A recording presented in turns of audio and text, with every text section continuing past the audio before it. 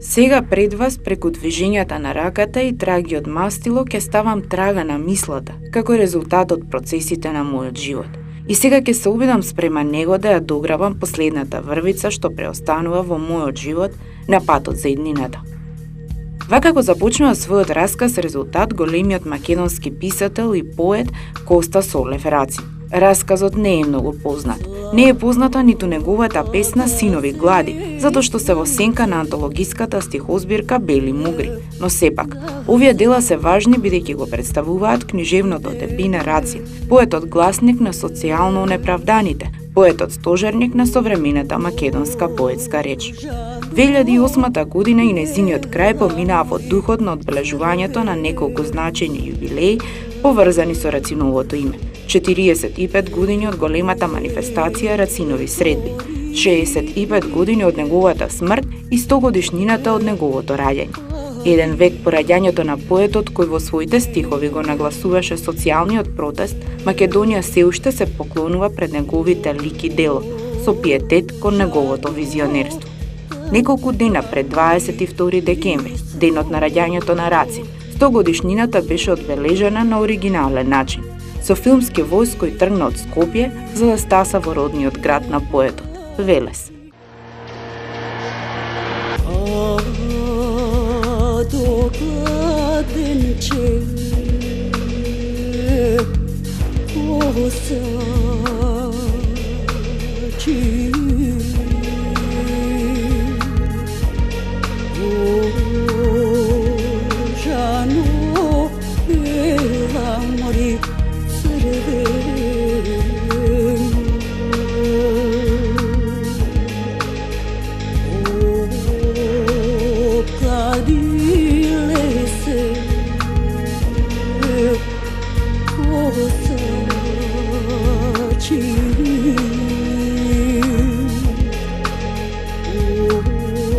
Перонот 4 на Скопската железничка станица беше местото кое ги обедини сите кои дојдоа да бидат дел од необичното патување посветено на Рацин, авторот кој во 1939 година во Самбор, Хрватска, ја објави стихозбирката Бели мугри и со тоа ги постави силните темели на современата македонска поезија. Белите мугри значеа и светлина и одек на македонската мисла низ светот. Nous avons découvert en France, nous avons découvert Kotcho Racine dans les années 60 lorsqu'il y a eu la première traduction en français de ses œuvres poétiques et on l'a connu encore plus lorsque l'UNESCO a publié à Paris en français. C'est œuvres qui a permis au grand public français de découvrir l'œuvre exceptionnelle de ce poète macédonien.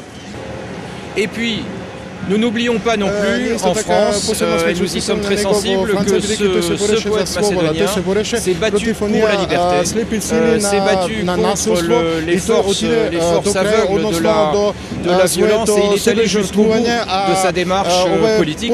Il est allé jusqu'au sacrifice suprême et je crois que c'est une bonne occasion aussi, aujourd'hui, à Skopje, de s'en souvenir et de lui rendre hommage. Патувањето беше кусовно полно со возбуда и набојна возвишена енергија, романтично и инспиративно, како во стар филм, како на филмско платно, а ние дел од него. Околу нас низ возот и купеата стари фотографии од Рацин, ретки ракописи, писма, адреси и необична атмосфера. Големите земји и литератури ги имаат Виктор Иго, Лорка, Бихнер. Ним им посветуваат возови, манифестации и ја шират нивната мисла низ светот. На истиот оној свет на кој ние со гордост му го покажуваме Рацин. Рацин од секогаш бил во мојот духовен хоризонт една света фигура, бидејќи тој бил посветен на една одисеја на целокупната македонска меморија од антиката преку средниот век до денес. И во неговата судбина се отсликуваат сите тие кодови на светската цивилизација. Тој исчезнува како антички херој. Еден хрватски сликар вели дека личи на ангелите од средновековните фрески. Тој самиот припаѓа на експресионизмот, на модерната и на постмодерната. Затоа мислев дека она што во Европа се случува со великаните на духот како Виктор Иго за Франција, како Бихнер за Германија, како Пушкин за Русија, ние како нација сме должни пред тој светлик на Рацин да го оствариме овој чин на омаж, што денеска со филмскиот воз кој што тргна од Скопје за Велес, се остварува со сиот негов живот, со целокупната негова документарна граѓа и со овој прекрасен проект на Дејан Пројковски и на композиторот Горан Трајковски, на нашите сјајни актери Рубен Скуратовски, Крсте Јовановски, Руиш Кадриева и младите актери и режисери на Универзитетот за аудиовизуелни уметности Естра, Париз, Скопје, Њујорк, кој што го прикажа овој чин, кој што ќе биде сублимиран во еден документарен филм и на голем број јазици во светот ќе ја пренесува големата одисеја на бесмртниот и вечен младич на Македонија во Интернационалната книжевна република. Пристигнувањето во Велес значеше и посета на родната куќа на Коста Солев Рацин. Некогашниот дом на Апостол Солев, таткото на Коста, е местото каде што малиот Кочо ја сфаќа неправдата која постои во светот. Во таа куќа, во еден типичен велешки сокак, Рацин за прв пат го научува значењето на тешката економска состојба и борбата за опстанок. По завршувањето на првиот клас во Велешката гимназија, Рацин и покрај одличниот успех принуден е да го напушти школувањето и деновите да ги минува во мрачната грнчарска работилница заедно со својот татко. Но тоа не го уништува, туку напротив од него прави уште посилен човек и помоќен творечки ум, кој тежината што ја чувствувал на своите плеки, ја препознал и како тежина на својот народ. Оно што ќе го преживува тогаш е само почеток на животната голгота која го очекува подоцна. Преку ден грнчар, навечер поет кој пишува на пламенот од свеќата. Преку ден работник, ноќе гласен бунтовник и предводник на напредните комунистички сваќања и одбраната на трудбениците. Велешкиот грнчар подоцна ќе стане и философ, хегеловец, голем учен, човек кој ќе пишува студии за односот меѓу уметноста и работничката класа. Критички ќе се осврнува кон социјалните и општествените појави од своето време со силна метафора како онаа во есеот за блазираните глупости и насмевката на Мона Лиза. Подоцна заедно со интересот за националното прашање во Македонија. Ќе пишува и за македонската народна песна, а по 4-годишната робија во Сремска Митровица и во затворот во Скопје на македонската литература и историја ќе ги подари белите мугри. На ова место пред 100 години е роден познатиот, големиот македонски поет Коста Солев, човекот кој го земе името на својата сакана и се нарече Коста Рацин или Кочо Рацин. Ако земите како Франција го имаат големиот Виктор Иго, тогаш Македонија слободно може да се гордее со стиховите, со оно што како творештво го остави великиот Кочо Рацин. Денеска ја бележиме иницијативата, патувањето или филмскиот воз Скопје Велес и еден преубав ден посветен на Рацин. Рацин е поетот кој го проколнува животот скотски и аргатски, но Рацин е еден од најзначајните проучувачи на Хегеловата и марксистичката филозофија. Првиот сериозен проучувач на богомилството и несомнено, ненадминливиот лиричар кој името на својата сакана го зема како свое, а неа, на Рахилка Фирфова на љубената раца, и посветува 31 дописна картичка. Секоја од нив мала поема, на секоја од нив стихови напишани со мастило и крв. Секако дека не може да се одмине неговата стихозбирка антологија на болката со песни напишани на српско, хрватски и бугарски јазик.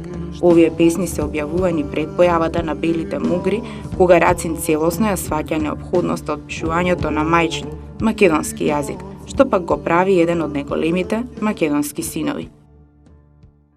Денес нашиот Рацин, чии стихови ги знаеме сите ние, бидејќи сме се идентификувале со неговата гениална поетска мисла, со неговото визионерство, со неговата судбина, се издигнува високо на интернационалниот книжевен пиедестал. Во новиот културен центар Бели мугри во Велес, родниот град на Коста Солев, на поетот му беше посветен и музичко-сценски ораториум со неговите стихови, со стиховите од книгата која е преведена на 16 светски јазици. Помисирко во вашиот режисерски опус еве и еден омаж за Рацин. Која беше овој пат инспирацијата? Многу интересно кога амбасадорот Плевнеш, наш ректор на Универзитетот Естра, ми ја кажа идејата за Рацин.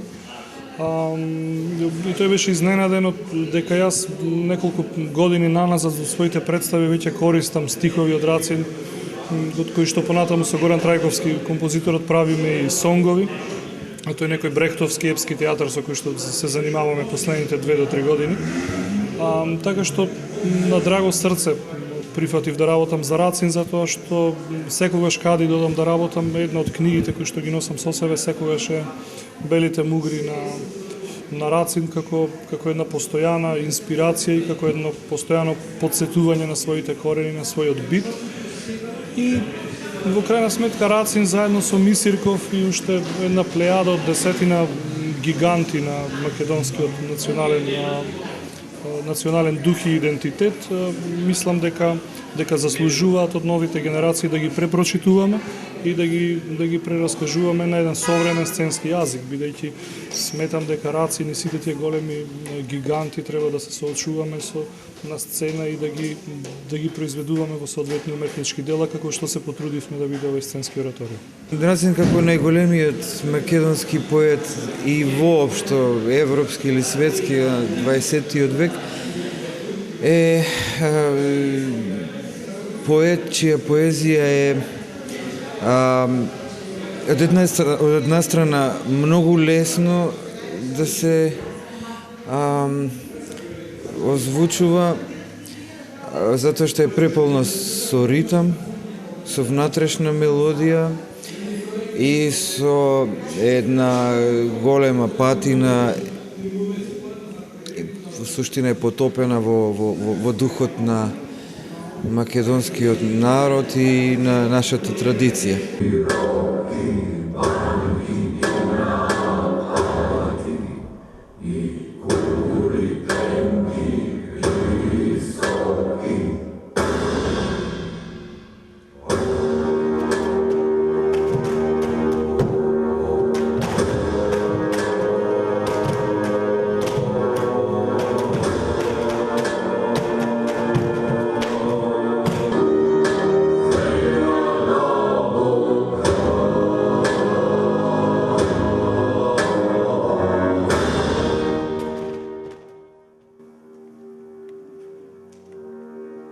Кога вие зборувате или се сеќавате за Рацин, на што се сеќавате? Се најбо, као брат, најстар, он не одгледал. Не може да поеш. И уште како ви се допадна она што денес го видовме? Има многу чествувања за Рацин. Има многу чествувања, но ба нешто посебно е. Посебно, до сега вакво нешто немало. Што можете да порачате на младите, на оние кои понатаму се поклоници пред ликот и делото на Рацин? Само да учат и да работат. Ви благодарам многу. Да. Градот Велес е гордост на Македонија. Тој бил останува центар на македонската интелигенција и природбеништво, лулка на напредните идеи и визионерските сваќања, град кој на македонската историја и ги даде гимиџиите, градителот Андреа Дамјанов, природбениците Јордан Хаджи Константинов Джинот, Рајко Жинзифов, Петар Попарсов, Куле Неделковски и така натаму.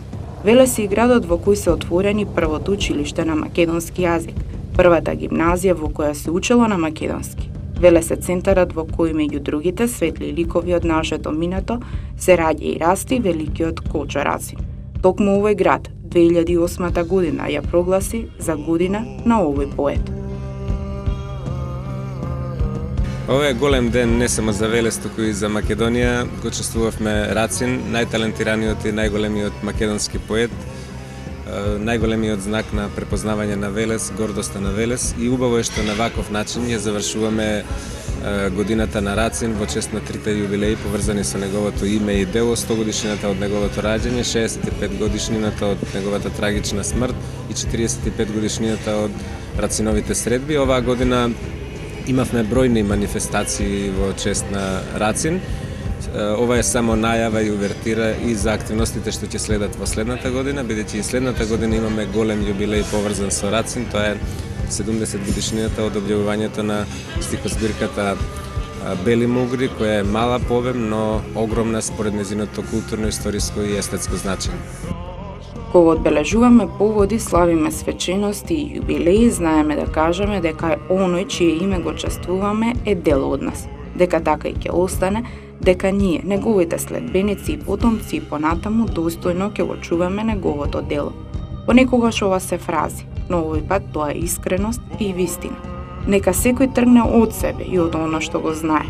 Верувам дека се многубројни оние кои наизуст ги знаат стиховите на најголемиот македонски космополит Рацин, зашто само така она што е свето станува светло, зашто само така белите мугри од нашата историја и меморија остануваат на вистина бели. Според се, ние секојдневно треба да го славиме името и делото на Кочо Рацин, зашто тој со своите бели мугри ја преслика душата на македонецот и воопшто ја преслика македонската реалност и го одбележа минатото столетие со своето капитално дело, како што убаво велеше нашиот учен Блаже Коневски, Кочо Рацин е именка и кратенка за сите македонци. За авторот на Бели мугри, за гласот на самобитноста на македонскиот народ, за поетот која почитуваше правдината и ја посакуваше слободата за сите, говорено е многу, но се чини тоа како да не е никогаш доволно.